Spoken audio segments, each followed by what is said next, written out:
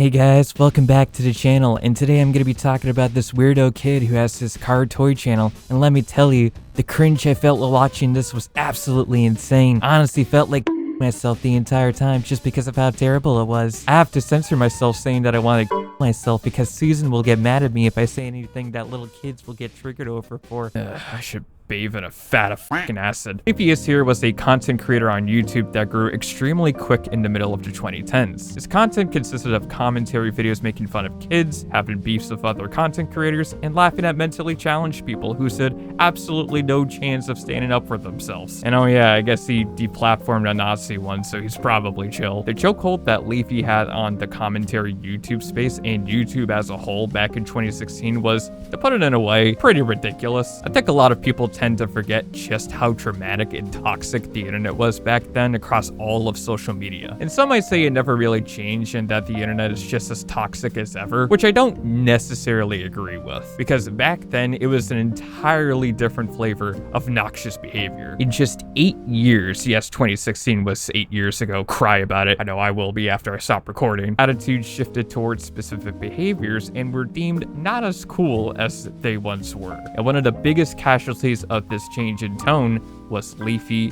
is here. Or should I say, Leafy is where?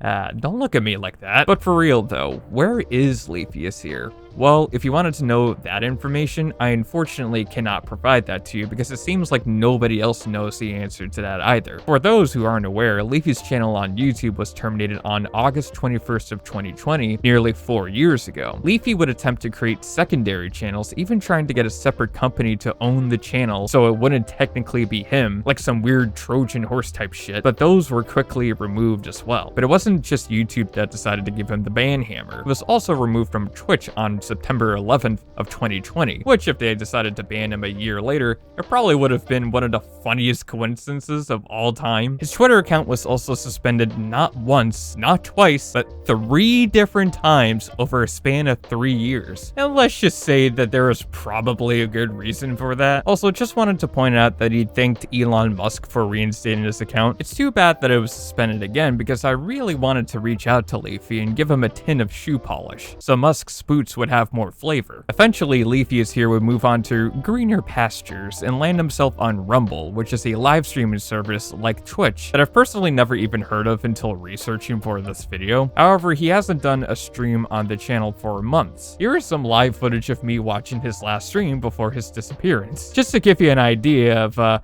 where he was at the time. Maybe if I ever decide to show up to Delhi, maybe find out, just maybe, you know, I'm just speaking hypothetically here, right?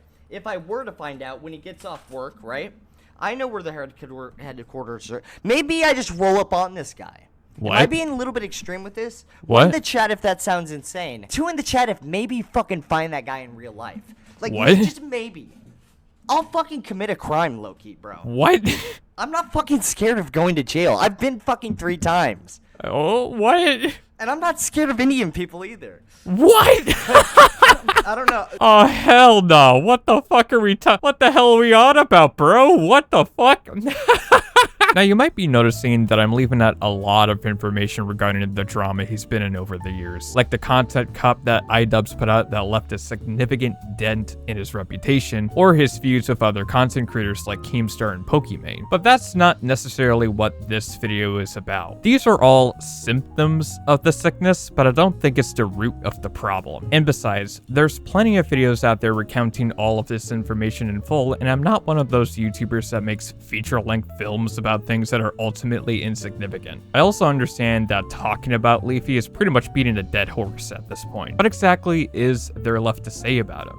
What else is there that hasn't been said elsewhere? What I want to do with this video is look at Leafy's content at a granular level, which has since been re-uploaded to YouTube via archive channels. I'm going to be dissecting Leafy's videos, and I'm going to be making the argument that regardless of whatever Leafy got himself into for more infamy, Eventually, it would have stopped working anyways. And I got my work cut out for me because Leafy left behind a staggering catalog of videos spread over several years, and the archives are incomplete as well. He was a content machine, but we also have to recognize why he was able to output so much in the first place. And that leads me to my first point. If you watch any of Leafy's content from 2016, which is his peak, you can almost immediately tell that the production value isn't exactly worthy of note. Typically, the background footage would be of some CSGO surfing gameplay or some other game, and this was pretty standard for a lot of commentary channels even to this day. And listen, despite what people tell you, you don't have to have Mr. Beast's levels of production. Like, I literally record myself with a webcam from China that makes my footage look like the Blair Witch Project from 1999. So long as people can hear you clearly and the content is what the viewer is looking for, you're all set. But I think it became pretty clear to a lot of people that this was Leafy's ceiling for his editing skill. But that didn't matter because what people came for was his inflammatory commentating style, which to this day, I haven't found anybody that has managed to match his vibe to his level. For better or worse. But what exactly was his delivery? Well, I would compare it to Limp Bizkit's lyrics, laced with tasteless profanity and awkward similes, and even worse, dated. Every single chance that Leafy gets, he cusses like a sailor. I feel like this whole speech is just super fucking generic. Let's be real, I'm pretty fucking toxic. But you suck my fucking dick. How about you fucking...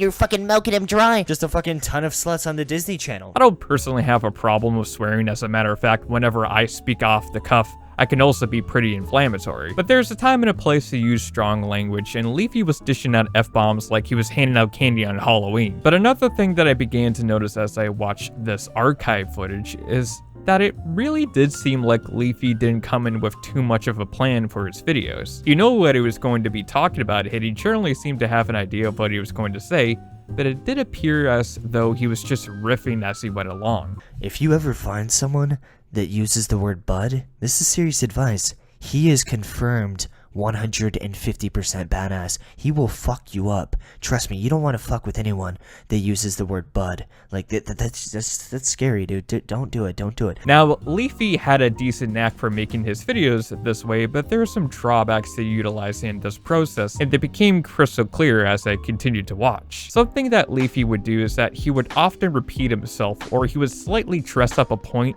that he made earlier in the video. But it's like, dude, you're a fucking grown adult. Dude's like probably in his mid-20s and he's bashing fucking holes in the wall and singing My Little Pony, dude. Like, I somewhat feel bad for this guy, but at the same time, dude, you're in your mid-20s and you're fucking bashing holes in walls and watching My Little Pony and talking about Narnia and shit, dude. When you're speaking off the cuff, it's very important to make sure that you're not talking in circles, otherwise you end up making your points very repetitive. But the problem is that Leafy didn't seem to identify these issues and left them in the final cut of the video. I know a lot of people don't like to script out their videos, and they would rather just speak from the heart, and there's absolutely nothing wrong with that. It comes across as more authentic, and if you can manage to develop that skill over time, it can actually be very impressive and useful for making arguments. But if that skill hasn't reached its full potential yet, you come across as an amateur. I script out all of my videos unless it's for a more live edited segment of the video, and while I know I could do better with my writing, the other option would be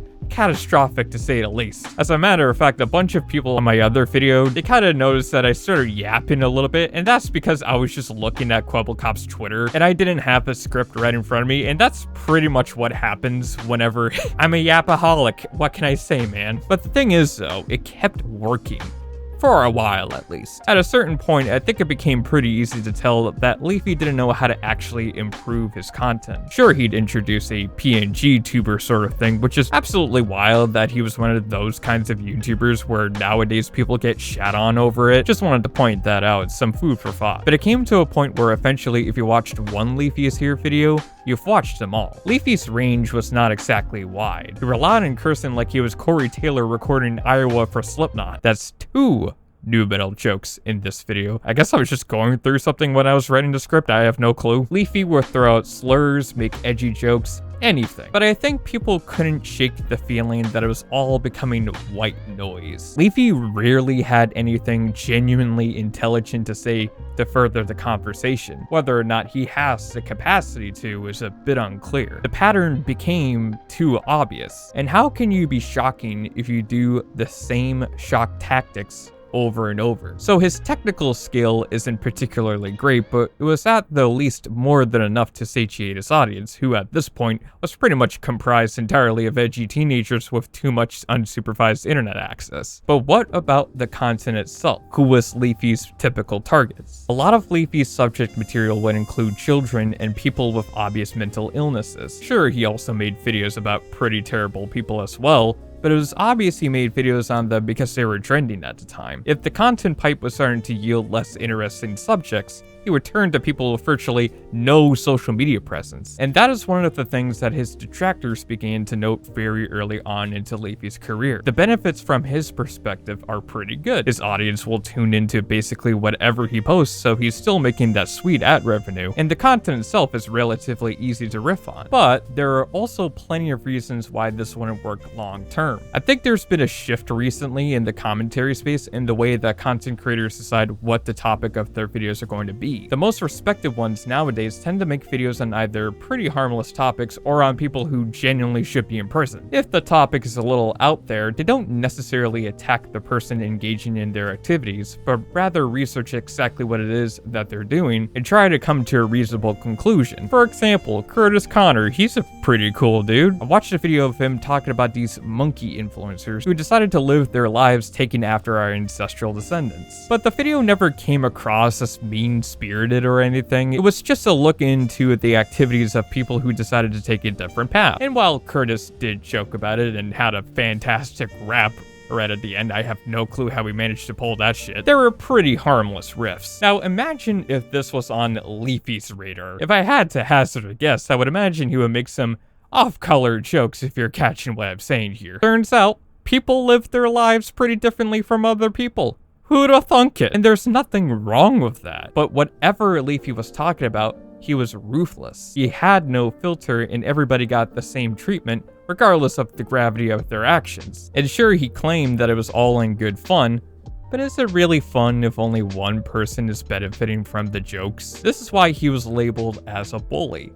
Because he was. And I don't know what kind of events happened in his past that made him this way, but it's important to note that a lot of bullies tend to project their own insecurities to other people. It's way too easy to raise your self-esteem by lowering someone else's. Another thing that I wanted to mention is that, for the most part, cringe culture died. I think people started to realize that life is short and trying to bottle up your true self just leads to a life of regret. There's no reason to tear other people down where it's not warranted because what does that solve? But the problem is that Leafy, as far as I can tell, up to his disappearance, he still operated like cringe culture never fell out of style, at least the way he was portraying it. After all, he still had a decent handful of people who supported him and fed into his biases. But where is that led him now? As far as I'm concerned, it only led him to irrelevancy. People don't talk about Leafy anymore. His name never pops up anywhere. Sure, he might have gotten his bag, assuming that he hasn't spent it all in one place, but he left a mark that is slowly fading with time. You know, I want to close this video off with a personal story of mine. When I was a teenager growing up, I liked Leafy. I know that I spent this entire video ragging on him, but I genuinely used to be a fan. But the relationship I had with his videos were probably a bit different than the relationship other people had with them. I used his videos to identify how not to be made fun of on the internet. I'm not going to lie, I was a pretty awkward kid. I have ADHD and autism, the absolute best mental combo you could ask for, and I watched Leafy's videos to make me feel better about myself. And I recognized what behaviors would get you harassed on social media and tried my best to make sure that I didn't do that as well. But as I continued to grow into my adult years, eventually I came to the conclusion that this is just a waste of time. People shouldn't have to worry about expressing themselves. Life is beautiful, but it can also be taken away, just like that. And what good is life if you're scared of living it? To not show who you are and to not improve yourself somehow, some way, little by little, each and every day. I know it's kind of ironic saying that as I wear this entire fucking getup, but you know what I mean. Misery loves company, but misery is just that. Miserable. Leafy's career would not have been sustainable regardless of what he did. Because people grew up and they started to really see the actual bullshit that is staining our world. There's a lot of genuinely terrible things happening every day, and we're left fighting a culture war amongst ourselves all the while our real enemies are laughing beyond their gates. And more people are catching on to that. But I don't think he ever did. He might as well be stuck in 2016. But if I gotta give Leafy any credit, he was one of the people who inspired me to make my own YouTube videos. And I've been fortunate enough to have a significant number of people support me along the way. But all I know is that I don't want to follow Leafy's path, because I never saw him make it out to the other side of it.